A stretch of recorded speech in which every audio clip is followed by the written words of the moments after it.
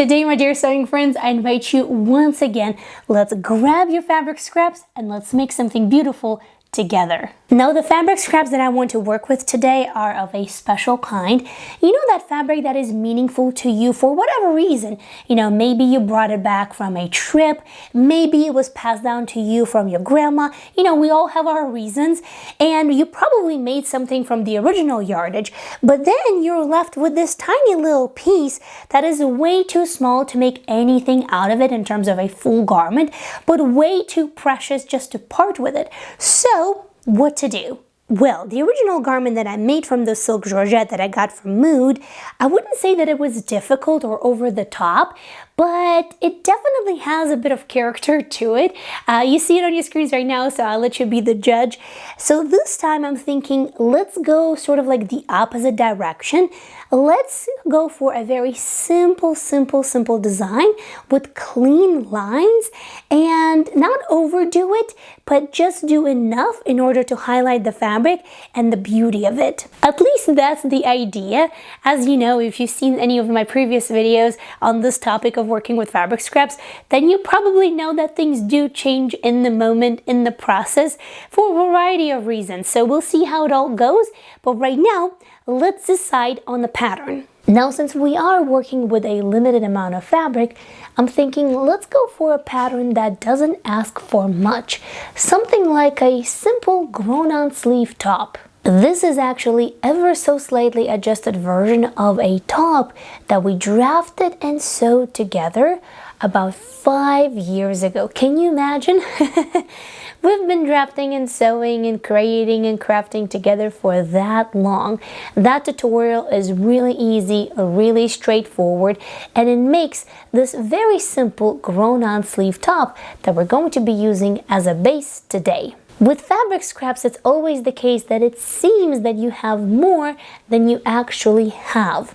And I'm thinking to combine this beautiful tropical print with a little bit of white. The next step is to figure out exactly how to combine these two together.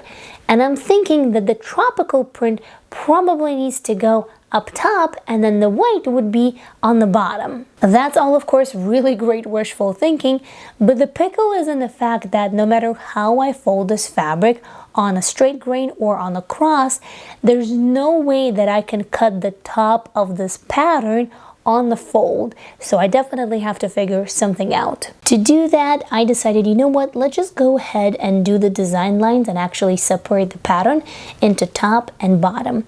And at first, I ended up drawing the line into the armhole, but after looking at it, I thought, you know, it's going to be better if I avoid the armhole and actually finish the line below it. So that's exactly what I did. Next, I repeated exactly the same style lines on the back pattern piece as well. And now we can turn to our favorite part of this entire endeavor with working with fabric scraps, and that of course is playing pattern Tetris, trying to fit all 4 pattern pieces onto this piece of fabric and trying to keep the correct grain line in mind as well. As you can see, I'm cutting the pattern pieces a little bit larger since I draft all my patterns without seam allowances, but I add them as I cut the fabric. And it does seem like I had a pretty big scrap to start with, right? But take a look. This is all that is left after cutting those pattern pieces out. Next, I'm going to grab white fabric scraps that I have and use one of them to line the silk, because on its own, it's just way too flimsy and also way too see-through. Now I have 2 remnants to choose from. One is some sort of viscose, and the other one looks and feels a little bit more like a slightly heavier cotton voile. So my choice in this case goes to the more stable fabric, which is cotton. I'm going to cut the lining here slightly differently. The front will be cut separately, just like the silk, but the back is cut on the fold, and you're going to see why once we start putting it all together. First, to match the back pattern pieces, I sewed the silk at the center back and then pressed the seam allowances open. Next, I'm going to sew the silk set and the cotton set at the shoulder seams. Each shoulder seam is simply done on the sewing machine with a straight stitch. Now when I'm working with really lightweight fabrics, I do decrease the stitch length because that is going to prevent all the puckering and is going to help move the fabric smoother through the sewing machine. After that, simply press the seam allowances open. I'm going to do sort of like all-in-one lining. I'm going to start by placing both parts right sides together, and then we're going to sew the armholes and then the neckline as well as down the center front. After completing this part, it is best to either understitch or top stitch to keep lining on the inside and to make it easier to press everything after each wash.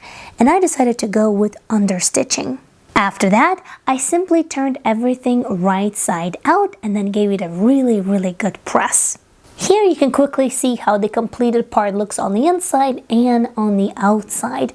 And with the top of the garment being complete, now we can move on to the bottom. For that, I'm going to use the other white fabric remnant, the viscose one. It's beautiful, it drapes well. The only issue is that it is also quite see-through. You can notice in the video that you can see the stripes of my shirt right behind the fabric. Now to remedy the see-throughness of the fabric, I'm thinking let's cut 2 layers of the bottom of the pattern. The problem is though that no matter how I try, there isn't enough width of the fabric on a straight grain in order to cut 4 pattern pieces. But if you fold it in the other direction on a cross grain, it actually is just about enough. So I made a decision to cut it on a cross grain. When cutting, as always, I add for seam allowances and in this case for hem allowance as well. After that, the next step is to complete the side seams, which are real easy, just a straight stitch for the seam itself, and then I use the serger in order to finish the raw edges. Following that, I placed these one inside of the other, wrong sides facing, and now we're going to finally attach the top to the bottom. Now here you can also spot what I decided to do with that necessary cut at the center front of the top of the garment. Since I had to cut my pattern pieces all separately, I had to do something about it. In the back, I created a center back seam, which isn't all that unusual. But in the front, well, what to do in the front? And one of the things to do was to convert it into a slit because number one, I needed some sort of either closure or opening at the neck so that way I can actually put the garment over my head. And number two, as we already discussed, we had to play around with what we had, and I thought that this was a perfect solution. This seam that I'm currently working on is going to sandwich 4 layers of fabric together, and all fabrics are quite shifty and quite gentle, so instead of relying just on the pins, I decided to baste it all together, so that way it's definitely better safe than sorry. Now currently I'm working with woven fabrics, but of course you can use this very simple design for your knit fabric scraps as well. And if you are a member of this channel, definitely tune in for the Members Extra Deep Dive for this particular project.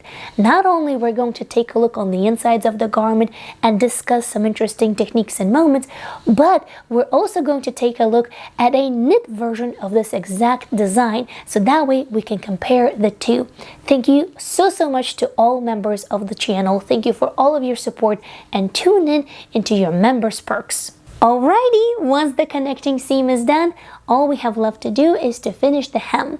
And here I finished each layer separately with a very narrow double fold hem.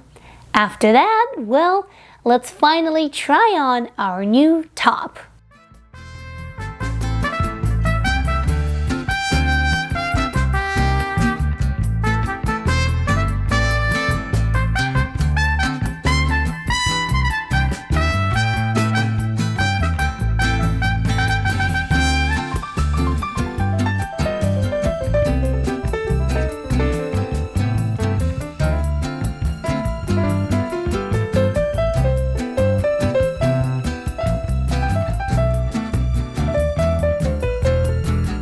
Now, is this top rather simple?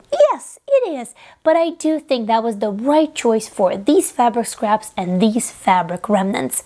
If you want to see more fabric scrap projects, click on the one that you see on the screen, and I will meet you in the next video.